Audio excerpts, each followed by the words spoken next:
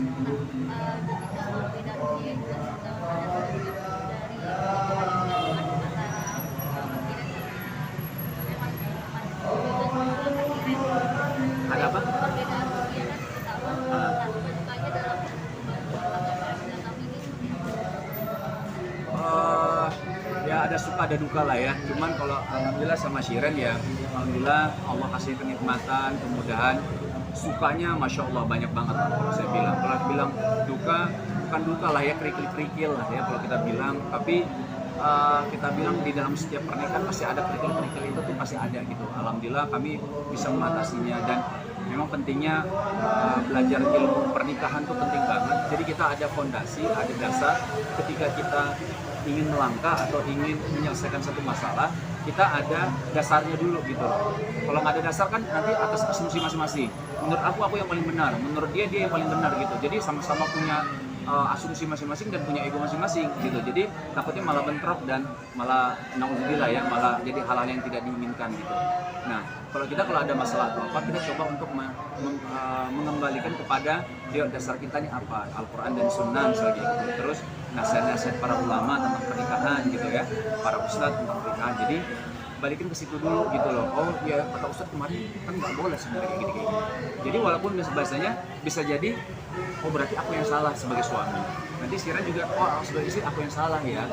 Jadi kita balikinnya ke ada dasarnya gitu, bukan asumsi masing-masing. Kalau asumsi masing-masing nanti takutnya jatuhnya ke ego masing-masing nanti takutnya. Jadi sejauh ini memang kami mencoba seperti itu. Terus komunikasi juga harus lancar. Artinya apapun itu kita harus berkomunikasi dengan baik ya suami istri ya nih ya. Jadi dalam hal apapun gitu. Terus juga harus saling percaya satu sama lain. Kalau dibilang pernikahannya sudah 9 tahun, tapi ya kami masih pendek banget sebenarnya secara umur pernikahan. Kan masih banyak lain yang lain, wah itu kita harus tanya malah bagaimana udah bisa bertahan sampai 35 tahun, 40 tahun, 45 tahun. Malah kami harus belajar sama senior-senior ini yang sudah umur pernikahannya juga sudah cukup lama. Kalau kami 9 tahun, alhamdulillah sampai sejauh ini banyak banget yang sukanya.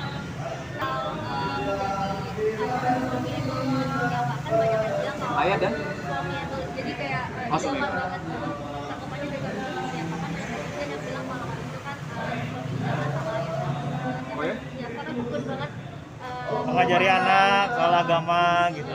Agama? Agama. Oh agama.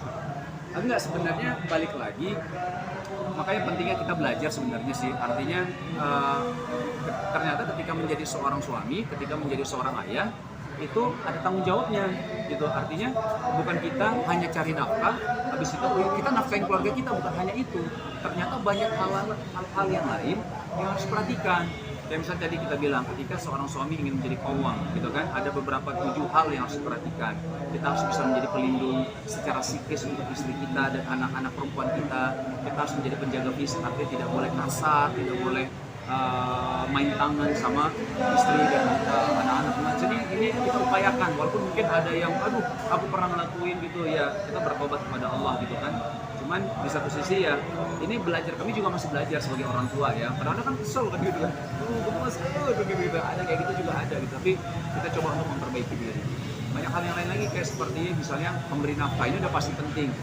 Karena sebagai seorang suami yang menjadi suami ini jadi bahasanya punya, kita bilang ya, harga dirinya ada, itu salah satunya dia bisa memberikan nafkah untuk istri dan anak-anaknya, untuk keluarganya, terus memberikan pendidikan yang baik, terus memberikan perlindungan kepada keluarganya. Jadi banyak poin-poinnya sebenarnya.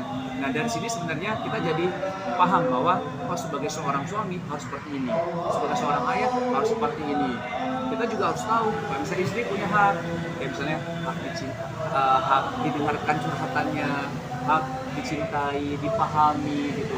Dulu kan aku taunya aku kasih nafkah aja udah beres gitu kan. Ternyata ada hal-hal yang harus diperhatikan, harus dipahami. Misalnya contohnya, ternyata istri pengen suami itu romantis lah gitu. Walaupun sulit kadang-kadang ya suami ya, termasuk saya gitu, sulit untuk romantis tuh.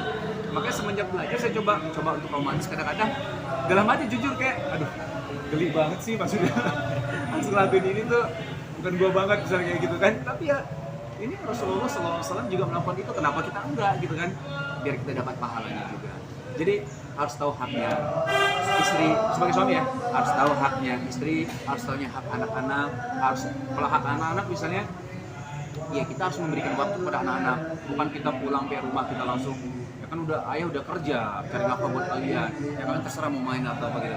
Ada haknya anak-anak itu artinya kita memberikan waktu untuk anak-anak untuk bermain apapun itu.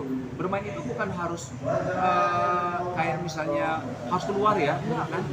Bermain dia main sama anak cerita, nak kamu kemarin gimana di sekolah gitu sayang gitu, oh itu dengar curhat anak itu termasuk bonding pada anak sebenarnya kan gitu. Jadi ya harus memberikan waktu pada anak sih, karena jangan sampai anak-anak kita ini hanya melihat anak ayahnya itu ayah secara fisik saja, tapi ayah secara ideologi, ayah secara ruhnya ayahnya itu nggak hadir di dalam ruhnya dia, di dalam hatinya itu nggak hadir. Cuman dia ayah itu ada, tapi secara ideologi, secara ilmu, secara ruh itu nggak ada gitu. Nah, alhamdulillah gitu. Jadi kita harus terus belajar ya. Ini termasuk untuk saya sebenarnya sih, nasihat untuk saya agar saya terus belajar menjadi ayah yang baik.